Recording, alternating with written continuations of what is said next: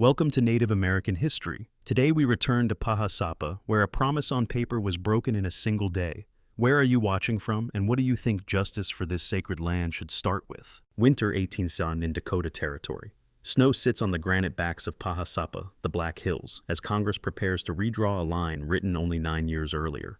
On the paper of the Fort Laramie Agreement, the hills were set apart for the absolute and undisturbed use and occupation of the Oceti-Sakowin Lakota. On the ground, miners' freight wagons, survey crews, and agency ration books are already pressing that promise. The date that fixes this episode is February 27, 1877. The place is Paha Sapa, and the agency towns that ring it Red Cloud Agency, Spotted Tail Agency, Standing Rock, Cheyenne River, and the Missouri River posts, where food and signatures have become instruments of policy. The principal actors are clear. The Oceti-Sakowin Lakota bands, who name the hills as a spiritual center, and who insist on the consent rule stated in 1868, the United States Army, and the Departments of War and Interior, which have campaigned across the northern plains since the summer of 1876. The Congress that binds subsistence to cession and then converts that leverage into statute. Interpreters, traders, and agency officials who carry orders along river roads and telegraph wires as winter closes in. The guiding question is simple and difficult. What led from a written pledge to a statute that took the hills without the 3/4 consent required by the earlier agreement? The stakes are legal, human, and enduring. Legal because the Act of 1807 claims to ratify an agreement that many Lakota leaders say was never lawfully made. Human because ration cuts, arrests, disarmament, and midwinter relocations reshape daily life at the agencies. Enduring because the decision sets a path that will reach courts a century later and will still shape how families speak of land ceremony and law today. Spring 1868, on the North Platte, a treaty at Fort Laramie set a boundary for the Great Sioux Reservation and recognized Paha Sapa within it. The text promised absolute and undisturbed use and occupation. It added a consent rule. No cession would be valid without the agreement of 3/4 of the adult male Lakota. That rule became the legal spine of the next decade. It also met a frontier already changing under rail surveys, army posts, and press interest in new mining fields. In 1871, Congress ended treaty-making by statute and shifted future dealings to agreements ratified by law. The change did not erase the 1868 guarantees. It altered the path by which those guarantees could be tested. Through 1872 and 1873, railroad surveys crept west. Timber contracts and freighting routes grew along the Platte and the Missouri. Buffalo herds fell under market hunting, and Army support for the policy of ending the hunt. Rations at agencies became the backstop for families whose foodways were now pressured on all sides. The Proximate Cascade began in 1874. A military expedition led by Lieutenant Colonel George Custer entered the Black Hills to scout for a fort and to confirm reports of mineral wealth. The party reported gold in the streams. Newspapers printed the news in bold type. Prospectors and supply trains followed. By winter 1874, comp names dotted valleys inside a reservation line that still stood on paper. The War Department faced a dilemma. Its orders said keep miners out. Its posts found themselves guarding roads and reducing open conflict while settlement advanced. In 1875, federal commissioners called a council near Red Cloud Agency. The proposal was purchase. The Lakota answer was consistent. The hills were not for sale under the treaty that had only just been tested in practice. Summer passed with miners still entering the high country. Autumn closed with no agreement, and with agency stores under strain from longer lines and a poor hunt. The Interior Department moved to frame a new instrument. It linked subsistence to concessions. The pressure tool was the annual appropriations bill before Congress. On August 15, 1876, as Army columns campaigned in Powder River Country, after the battle on the Little Bighorn, Congress attached a rider to the Indian Appropriations Act. It declared that no money would be spent for the subsistence of the Sioux unless they first relinquished hunting outside the reservation and ceded the Black Hills. The phrase sell or starve entered public speech. In the field agency, officials cut issues and counted mouths. Interpreters carried the new terms across frozen yards as early snows fell. A commission toured the agencies in September and October 1876 with a document written in Washington. It offered rations, supplies, and implements under new conditions and sought signatures that would later be used to claim consent. There was no National Grand Council. Meetings occurred under the eye of soldiers and with flour and beef tied to signatures. Winter 1876 to 1877 was hard. Game was scarce. Travel between camps was risky. Families clustered near agency storehouses and tried to stretch reduced issues. Policy and administration shifted in step. The War Department continued to police the plains and escort supply trains. The Interior Department counted enrollees, issued ration tickets, and drew up new agency rules for labor school attendance and field plots. Mission and day schools gained pupils as food and clothing were conditioned on cooperation. Blacksmiths and farmers on the federal payroll taught plowing and fence repair while confiscating rifles under standing orders. Disarmament was presented as a peace measure. It also narrowed options for families who might otherwise have hunted farther out. Objectives and constraints were defined on both sides. For the Oseti Sakowin Lakota, the objective was to hold Paha Sapa under the words agreed in 1868 and to preserve autonomy in movement and economy. Their constraints were the collapse of the buffalo, the spread of mining camps into sacred ground, the winter dependence on agency food, and the legal fact that Congress now tied that food to land concessions. Their logistics in 1876 and 1807 were wagons from agency storehouses, small gardens, and dwindling hunt returns as cavalry patrols and settlers closed ranges. For the United States, the objective was to stabilize the frontier, open the hills to lawful development, and reduce the Army's campaign burden. Its constraints were budget cycles, political pressure after battlefield losses, and the consent barrier written into the 1868 treaty. Its logistics were strong. Railheads fed depots. Telegraph lines shortened decision time from weeks to hours. Cavalry posts ringed the region. Survey parties with chain and transit marked claims and roads through the high country even before formal title passed.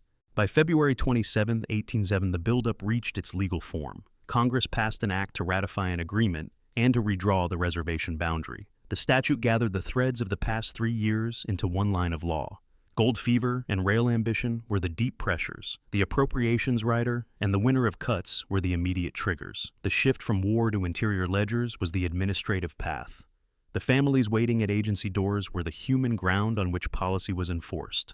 Late summer 1875, at Red Cloud Agency on the White River, heat lies over the cottonwoods and the parade ground dust hangs in slow sheets after each wagon. Government commissioners arrive under escort and call a council with Oglala and Miniconjou headmen and with visiting relatives from agencies to the north. Interpreters move between circles from morning to evening. The government offer is to purchase the Black Hills for a fixed sum and to move forward with a program of schools and farms. Lakota speakers answer that the hills are not merchandise and point to the words agreed in still 1868 that no cession is valid without the consent of 3/4 of the adult men. The council breaks with no sale. On the ground, nothing pauses. Prospectors continue up Rapid Creek and French Creek. The military post charged with keeping miners out spends more effort preventing fights on the roads than escorting camps back across the line. Through autumn, families at Red Cloud and Spotted Tail watch supply trains for the mining towns grow longer, even as agency storehouses show the strain of more mouths and poor hunting returns. A courier from the Department of the Interior arrives before first frost carrying instructions to continue negotiations in the spring. June 1876, across the Powder River country, far from the agencies. The campaign season unfolds in 3 columns under Terry Gibbon and Crook. By late June, the 7th Cavalry is in the Little Bighorn Valley and will not come back intact. In Washington, the telegraph brings the news in hours rather than weeks. The shock narrows political patience with any policy that appears to shield the hills from American miners. The practical consequence falls at the agencies within weeks. On August 15th, Congress attaches a condition to the Annual Appropriations Act. Agency clerks copy the paragraph by lamplight and pin it beside ration schedules. In clear terms, the act ties food to land. Interpreters explain the sentence again and again in council houses and on frozen yards as early snows come on. At Red Cloud, a ledger clerk reduces flour issues. At Spotted Tail, a captain posts a notice that hunting parties must return to be counted for rations. At Standing Rock, an officer reports that families trying to stretch the buffalo hunt past the first snows risk losing their place in the ration line. Discontent rises quickly. There is no single clash to point to. There are dozens of smaller confrontations on porches and near corrals, as men are told to surrender rifles under standing orders, and as women ask when beef will be issued. Telegraphs move instructions in hours. Carts and tired horses move people and food in days. The lag makes every decision feel arbitrary on the ground. By late August, agency officials are counting heads and withholding tickets for those who refuse to sign the new paper. Congress, Statute Washington City, Aug. 15, 1876. Hereafter, there shall be no appropriation made for the subsistence of the Sioux, unless they shall first relinquish all right to the country outside the reservations and also cede the Black Hills. Early September 1876, at Red Cloud and Spotted Tail agencies under the first cold mornings. The commissioners sent from Washington arrive with a document drafted in the Capitol. Newspapers later name it for Manypenny, though the men who present it emphasize that they carry orders, not open terms. Meetings do not take the form of a grand council. Instead, the commissioners move through agency districts. They sit with mixed groups in the agency square, then with smaller circles near the issue house or close to the blacksmith's shed. Interpreters repeat the same phrases in steady cadence. Signatures are taken on sheets that list marks and English names. Army officers keep a quiet perimeter and remind everyone that hunting beyond the reservation is now forbidden. Men who still hope to find buffalo along the White or the Niobrara ask for passes. The replies are slow caught between written orders and the reality that meat is short. A messenger rides north with copies of the papers to Standing Rock and Cheyenne River. Another rides south along the Platte with letters asking for more flour to hold people near the agencies. Within days, word spreads that signing will mean regular issues of beef and coffee, and that refusing will mean thin rations. The commissioners collect names but do not reach the 3/4 threshold set in the treaty. The season turns, ice forms early in shaded bends and stays through the morning. Late November 1876, at Standing Rock Agency above the Missouri, wind cuts downriver and the parade ground is hard underfoot. An agency officer announces a general disarmament of men who are not enrolled as agency police. The order cites safety and the need to end raids toward the north. The effect is to leave families with fewer rifles during a winter when game is already scarce. A small party tries to leave for a hunting trip without passes and is turned back at the crossing by a cavalry patrol. The interpreter tells them that under the new terms, hunting rights beyond reservation lines are gone. Mothers begin to send older boys to the issue house early to hold places in line. The school records note a rise in attendance as teachers are told to link clothing and rations to classroom hours. The telegraph clicks through the night with messages about flour and beef shipments delayed by weather. Trains reach a railhead on time. Wagons from the railhead arrive late. The interval between policy and plate grows wider as snow deepens. A letter from an agency doctor to a colleague downriver speaks of more coughing and of stomach complaints from families trying to make old corn last. Each week without a buffalo hunt is a week in which every conversation about the hills is filtered through hunger. February 1877 at the agencies that ring the Black Hills. The commissioners have long since gone, taking their tallies back to Washington. A few of the men who signed now say they did so for food and not for the land. Others say they refused and were counted as absent. These are not court records. They are conversations in cold air outside the issue house and memories later written into winter counts. On February 27th, Congress passes a statute that declares the Black Hills no longer part of the Great Sioux Reservation, and that treats the past months of limited rations as consideration given for cession. The notice comes first by telegraph to the nearest post, then by courier to each agency. Interpreters read the core line aloud to gathered families in squares packed hard by boots. The practical changes are immediate. Surveyors in the hills work openly with chain and transit. More freight wagons climb into the gulches. Agency superintendents issue new instructions about where gardens will be laid out in spring and how school attendance will be enforced. There is little noise that day beyond the interpreter's voice, and a few questions from men who ask again whether the treaty's 3/4 rule has been met. The reply is that Congress has acted and the line on the map has moved. Across these months, the escalation is not a single battle, but a tightening sequence of papers, orders, and shortages. Each signal from Washington arrives faster than supplies on the road. Each meeting held in the language of law lands in households where the immediate arithmetic is flour, beef, wood, and distance. By the end of the winter, the Black Hills stand outside the reservation by statute, while the people who name them remain at agency squares counting days until the ice in the draws gives way and new gardens can be turned. Late summer turns to early frost, while the legal campaign moves from committee rooms to agency squares. The docket opens in Washington with the appropriations rider of mid-August 1876 and proceeds by telegrams to the field. Clerks at the Interior Department copy the text into circulars for superintendents. The War Department forwards a brief to department commanders reminding them that troops will support civil agents when called upon. Within days, the rider's condition becomes an operating rule at Red Cloud Spotted Tail, Standing Rock Cheyenne River, and the Missouri River agencies. Issues of flour and beef continue, but each lot is now framed as contingent. In practice, this means that ration tickets are tallied beside lists of names marked as signers or refusers. It means that a family leaving for a late hunt must present a pass if they wish to keep their place in line. It means that winter clothes are linked to school attendance for the children.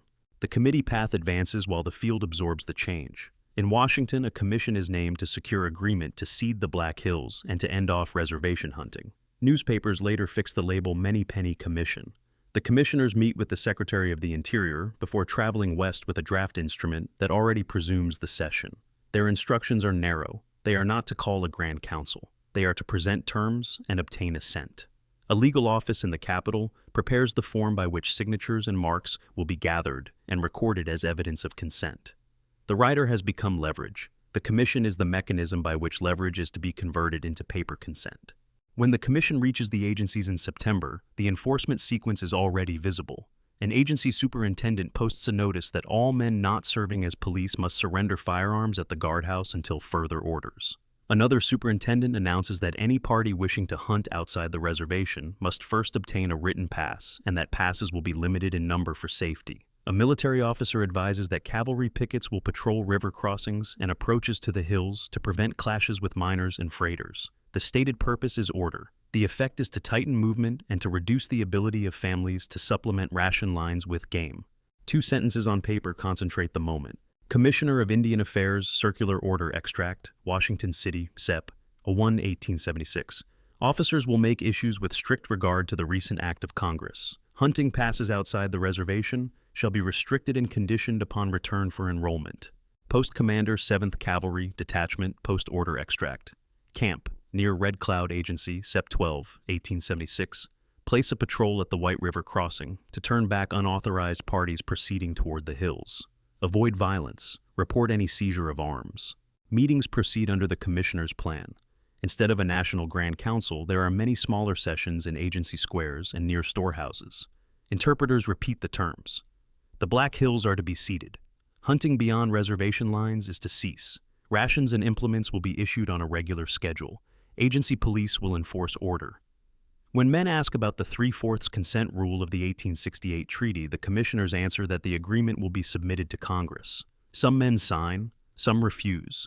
Some leave the square without speaking, unwilling to cast even a mark that could be read as consent.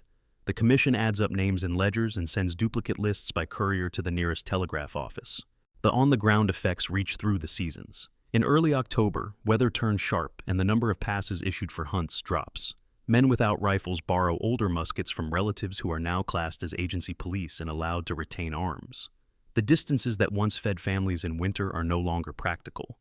By late October, schoolroom logs note higher attendance among younger children, especially on distribution days when clothing and small treats are handed out. Mission teachers report that some parents attend church services not for doctrine, but to stay in good standing for rations. The teachers record these observations in private letters. The agency doctor writes that coughs deepen as woodlots near the agencies are stripped and families burn green wood gathered from river bottoms. Resistance and negotiation occupy the same air. Some headmen insist repeatedly that any session must wait for a great council in which the bands can speak together and the 3/4 rule can be tested in daylight. Others argue for accepting the terms to secure food for children and elders through the winter. A few families slip away toward the north and west, aiming for relatives along the Little Missouri and Powder River, where game may still be found, and risk being classed as absent when tallies are taken. When these families return in November, they find that their names are on lists of those who refuse to enroll, and it is only after long conversations with the interpreter and the agency clerk that they are restored to full issues. By November, the Washington docket is already moving toward its final form. The Commission's report, written in a hand, steadied by legal training, states that sufficient assent has been obtained among the bands. It does not claim to have reached 3/4 of all adult males of the Oseti-Sacoan Lakota because it cannot. Instead, it argues practical necessity, budget discipline, and public interest in opening the hills. Committee members in Congress take this language and cast it into a bill that will appear as a short chapter in the statutes at large. The bill ratifies the agreement and defines new boundaries. It treats subsistence already issued under pressure as consideration paid. In January and February, the weather turns worst. Freight wagons slow, telegraphs carry news faster than beef can travel. The agencies ration salt and sugar and set shorter hours for issues. The schools hold classes indoors, with windows covered against drafts, and the teachers note more absences due to fever. Agency police enforce curfews to prevent fights near the issue house. Men who try to leave for a 3-day hunt without passes are turned back at river crossings by a patrol that explains the new rule with rigid politeness. The interpreter speaks the same sentences dozens of times a week. The language changes nothing. The map is what matters, and the map is being redrawn elsewhere. On February 27th, the bill becomes law. The notice arrives at the nearest post by telegraph at midday. A courier rides to the agencies with a folded copy bearing the approval date and the chapter number. The superintendent reads the core lines aloud in the square. The Black Hills are no longer part of the reservation. The appropriation is made on the footing of the agreement. The new boundary is described. There is no ceremony. There is only the quiet of people hearing what they already feared was true. A few men ask whether the consent rule has been met. The superintendent replies that Congress has acted and that questions of law must be taken up in Washington. Families walk back to their lodges. In the hills, surveyors working on snow crusts continue drawing lines through timber that their grandfathers would have recognized by story rather than by chain. The humanitarian outcome in the first spring after the act is uneven. Some households plant agency gardens with seed issued from storehouses and attend classes in instruction squares laid out by the farmer and blacksmith. Others travel to the Missouri River agencies to reunite with kin. A few drift toward Deadwood and other camps on the edge of the hills to trade beadwork and labor for supplies. Arrests are rare but not unknown. Most confrontations end with confiscations of arms or with orders to return to enrollment. A steady stress runs through the logistics. The Interior Department now bears the weight for rations under a new legal frame, and its ledgers show arrears and substitutions when contracted flour runs late or when beef is replaced by pork because of a supplier shortfall. A narrow dispute arises in the months that follow and will persist in memory and scholarship. Officials will point to signatures gathered in the fall of 1876 as consent. Lakota witnesses will recall hunger on the squares and will argue that consent given for food is not consent for land under the 1868 rule. Fact and folklore touch here, but do not merge. The folklore is not about ghosts in the hills. It is about the remembered cadence of the interpreter's voice and the feel of winter air in the square when men were told that the line had moved. The administrative fact is that Congress chose statute over treaty to make the change. The legal fact is that the 3/4 consent clause stood in the 1868 text and that the commission did not meet it. In the season after the act, the agencies settle into a stricter rhythm. School rules are enforced with more diligence and attendance is tied to clothing and occasional treats.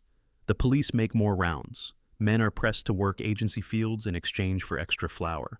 Women gather to sew garments from government cloth near the mission houses. Language teachers try to record names accurately in English while children answer in Lakota, a small act of continuance that will carry into the next century. Survey parties in the hills stamp claim stakes into thawing ground. The railroad company surveys a spur to serve the deeper mines. The distance between paper and place becomes ordinary rather than shocking. What was an act passed in a distant chamber has become a series of daily rules. The policy campaign closes without a battlefield report, but its after-action notes are clear enough. A rider tied food to land. A field commission gathered signatures under winter pressure. Congress converted the instrument into law. Agency orders and Army patrols enforced the change with few open clashes and many quiet coercions. Casualty counts do not appear in columns yet. The human ledger records hunger, illness, and dislocation in the months when the legal line shifted. The rest of the story will run through courts and claims, through winter counts and ledger drawings, and through journeys back to high prairies where a people continue to center ceremony and law on ridgelines older than any statute. Late winter 1811 fixes the turning point in law and in daily life. Who decides is Congress. Where it lands is Paha Sapa and the agency towns that ring the hills. When is February 27, 1807. The objective for the United States is to convert months of pressure into title and open the hills to survey and mining. The constraint is the consent rule written into the 1868 treaty and the political need to end a costly frontier war. The objective for the Ossatai Sacoan Lakota is to hold the hills within the reservation line promised in 1868. Their constraints are winter rations tied to signatures, disarmament orders at the agencies, the collapse of buffalo in surrounding ranges, and the fact that the decision is now made far from the squares where families wait for beef and flour. Orders, weather, and logistics shape the day itself.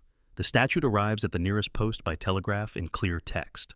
A courier carries a folded copy to Red Cloud and Spotted Tail, and then north to Standing Rock and Cheyenne River. Snow lies crusted along river bends. Wagons cut ruts that freeze at dusk.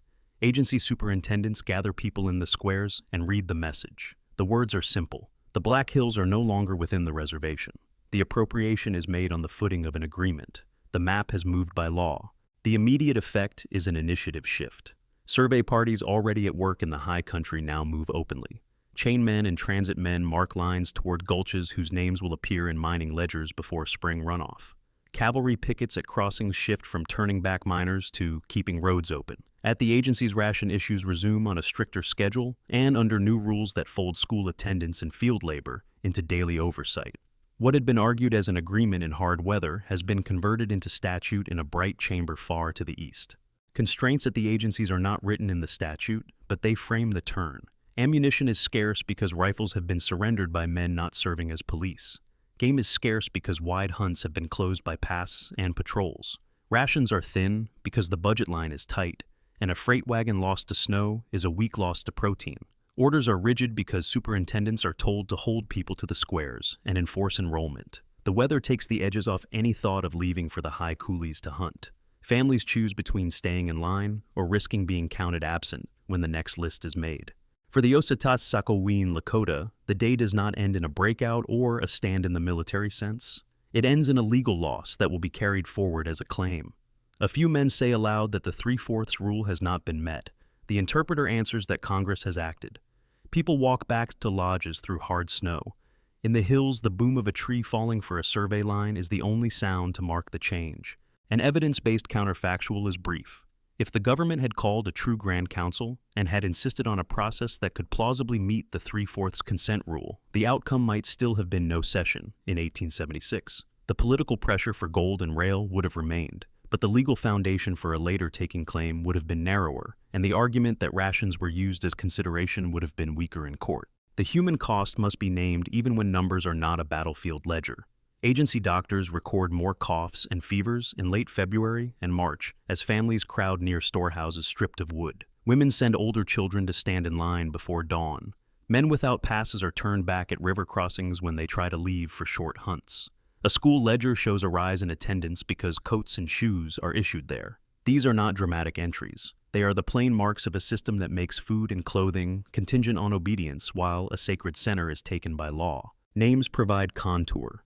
Red Cloud listens without speaking as the text is read at the square that will soon lend its name to Pine Ridge. Spotted Tail confronts the fact that a negotiation he did not shape has closed the hills to his people. At Standing Rock, Gall and other headmen who ranged far in the last campaign now stand in a place where the only choices are passes, tickets, and rules set by a man with a ledger. Church registers at Cheyenne River list baptisms in that spring and record family names that will be heard again when claims are pressed a century later.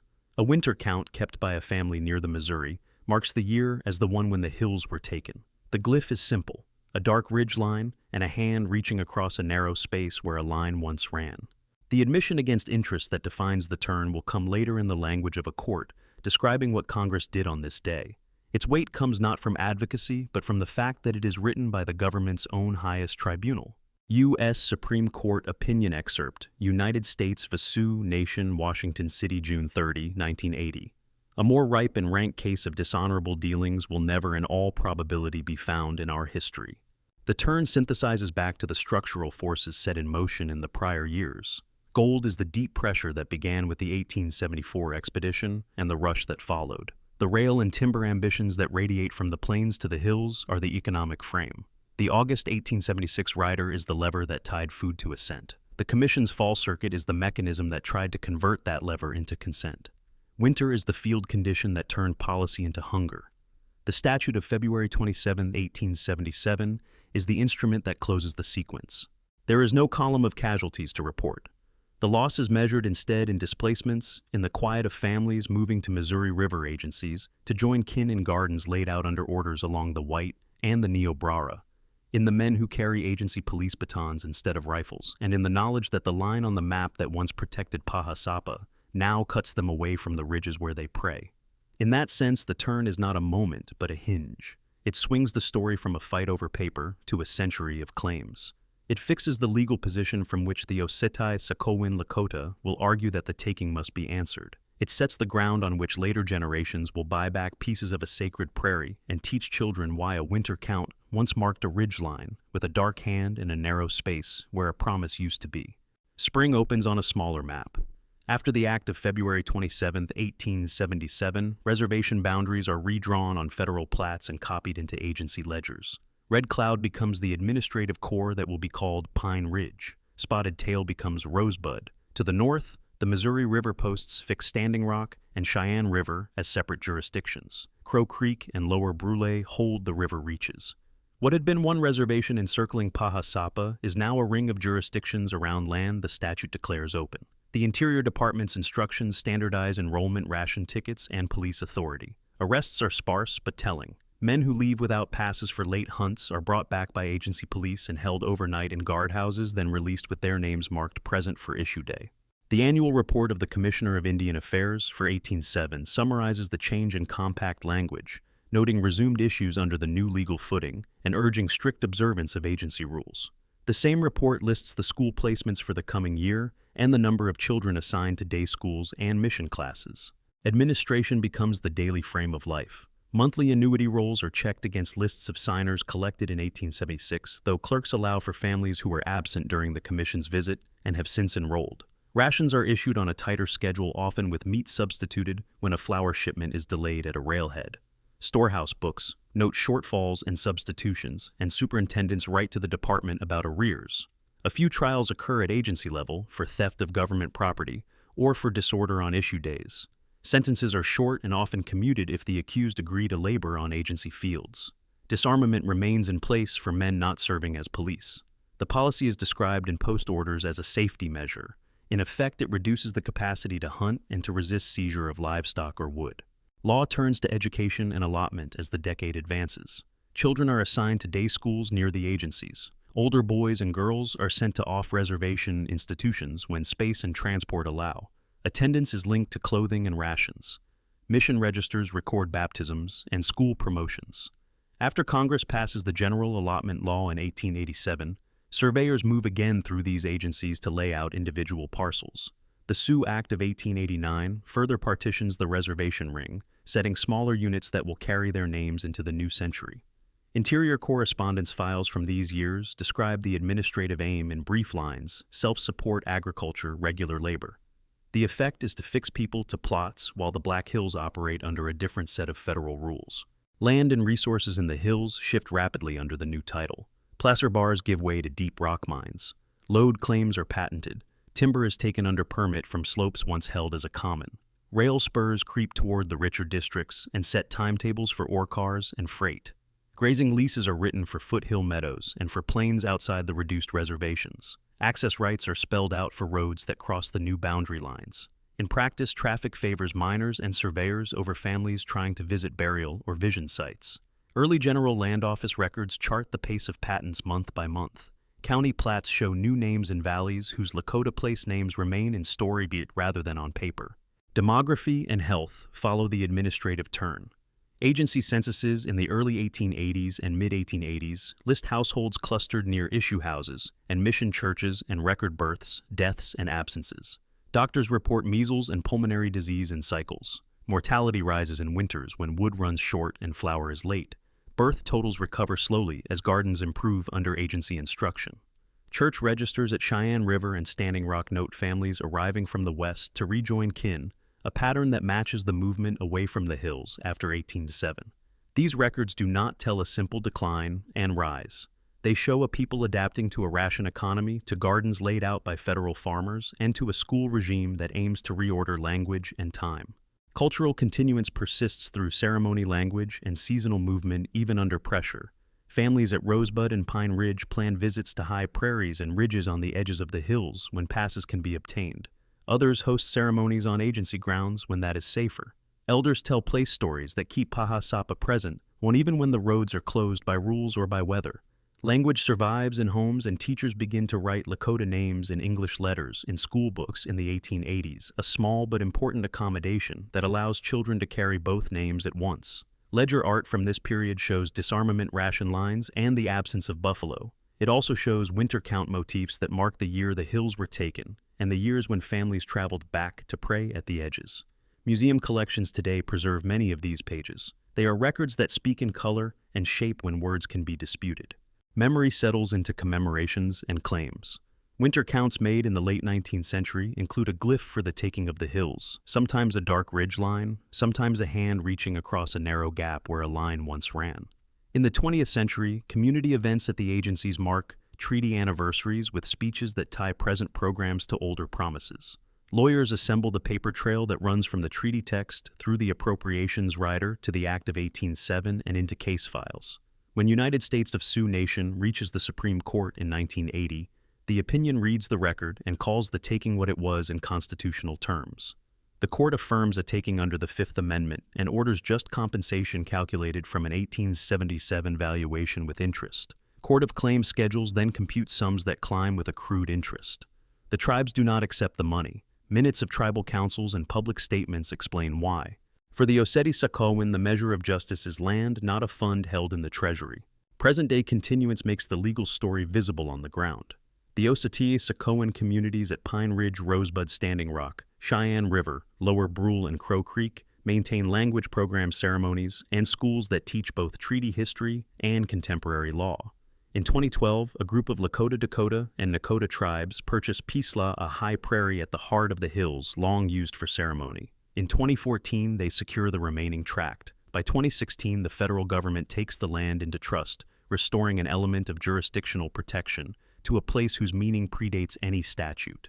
In 2024, reporters document another parcel near Matopaha, Bear Butte, bought for tribal use and ceremony, a small but potent return of presence. These transactions are recorded in deeds, trust decisions, and news accounts. They join winter counts as modern records of insistence. Across this aftermath, 5 kinds of documents anchor the narrative. The 1807 Annual Report of the Commissioner of Indian Affairs records the administrative shift in rations schools and police. The statutes at large publish the text of the 1877 Act and later laws that partition and allot the reservation ring. Agency censuses and church registers list families' births, deaths, and movements across the 1880s. The Supreme Court decision in 1980 and its underlying findings assemble the legal path from treaty to taking and assess compensation.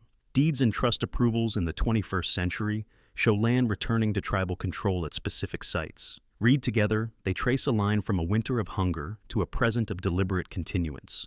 The plain facts do not erase the human texture. A mother at Pine Ridge in the 1880s measures the distance between issue days and cups of flour, and in lessons marked by a teacher who writes her child's name in 2 languages. A group of men at Standing Rock accept police batons and uniforms in exchange for rations and for a measure of authority that anchors them at home. Elders at Rosebud teach songs whose verses name ridges in Paha Sapa that the children have not yet seen. In the hills, a survey stake hammered into thawing ground in 1807 still marks a claim line on a county plat. A few miles away, men and women gather on a high prairie to sing at dawn on a morning in 2016. The map drawn by statute did not end the relation between a people and a place. It changed the terms and the routes by which that relation is expressed. In the end, the aftermath is both administrative and enduring. Boundaries were shifted and schools built, rations were counted and arrests made, mines sank shafts and rails were laid, census pages turned and court pages accumulated. Through all of it, the Oseti-Sakowin continued. Ceremony and language persisted under rules designed to replace them. Memory layered winter counts with court citations. Present day, councils invest in teachers' language nests and land purchases that bend the story toward return. The episode matters now because it shows how law can break a promise and how communities can answer across generations with records, with voices, and with steps taken back onto the high prairies at the center of their world. Scholarship converges on 3 conclusions. First, the Fort Laramie Agreement of 1868 set Paha Sapa within the Great Sioux Reservation and required 3/4 consent for any cession of reservation land. This standard was not met in 1876. Second, the act approved on February 27, 1807 abrogated that boundary by statute and used subsistence already due as leverage, transforming a treaty promise into a unilateral taking. Third, the 1980 decision in United States v. Sioux Nation confirmed the constitutional character of that taking and articulated a modern doctrine of trust, responsibility, and just compensation that reaches well beyond this single case. These points frame the Black Hills as both a legal watershed and a test of good faith in federal Indian policy. Contested ground remains. Some historians stress the Commission's tallies and argue that assent, while imperfect, reflected hard wartime realities and administrative necessity. Others emphasize hunger, winter conditions, and the absence of a true national council to hold that consent was coerced and therefore void under the 1868 clause. Debate also persists over individual roles. Agency superintendents and interpreters appear in records as diligent administrators or as coercive gatekeepers, depending on which ledger letter or interview one reads. Within Lakota memory, disagreements surface about tactics in the winter councils, whether refusal without arms and food could have altered the outcome, or whether preservation of community required short-term accommodation while pursuing justice across generations. The numbers themselves carry argument. Government lists total signatures. Lakota accounts count those absent, those denied passes, and those whose marks were read as assent when the words meant only bread. The enduring legacy is doctrinal, political, and symbolic. Doctrinally, the case fixes a benchmark for takings involving tribal property and clarifies that the United States cannot profit from its role as trustee while acting as taker. Politically, the episode accelerates later reforms that shift federal policy towards self-determination, making space for tribal courts, schools, and land recovery programs to assert continuity on their own terms. Symbolically, Paha Sapa becomes a touchstone for a land-based ethic that refuses monetary settlement in favor of present ceremony and the long work of return. Modern acquisitions at Pe Sla and parcels near Mado, Paha, Bear Butte translate that ethic into deeds, trust decisions, and community use, creating a living archive beside winter counts and court volumes. Placed within the long arc of history, the Black Hills story shows how law can move a boundary in a day, while a people sustain relation to place across centuries. It endures in memory because it marks the distance between a written promise and lived experience, and because the land at the center of that promise still anchors identity, ceremony, and law for the Osati Sakoan today. You've heard the full arc of boundary erased by statute, agency, life transformed, and today's restorations like Pe Sla.